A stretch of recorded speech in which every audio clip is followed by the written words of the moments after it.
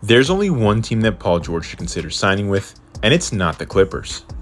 So on Saturday, Paul George declined his $48 million player option and is now the best free agent available. And due to cap restrictions, there's not a lot of teams lining up to sign him. But there is one team that not only has the cash to sign him, but can also help him get his first championship.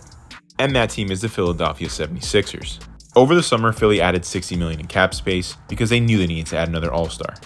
Even providing Paul George with the $49.4 million max still leaves the Sixers with $13 million in cap space, plus an $8 million mid-level exception. And once the Sixers add Paul George, convincing Batum, Covington, and Martin to stay on below market value contracts will be a lot easier. This will allow Philly to strengthen their roster even more, and they'll be an actual title contender. For Paul George, joining a roster with Joel Embiid and Tyrese Maxey is a perfect fit. This move allows Paul George to go into a more comfortable role as the second or third option, which at this point in his career is exactly what he's looking for. Without the pressure of being the primary scoring option, Paul George becomes a much more efficient player and likely still puts up 20 points per game.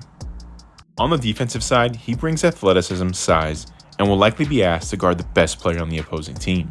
People sometimes forget how good Paul George is. He's still one of the best two-way players in the NBA. And that's why pulling together this trio and finishing out this roster with solid role players immediately pushes the 76ers to a championship caliber team. The only issue here is availability, as putting together 3 injury-prone players might not work. But come playoff time, if they're healthy, I like them over any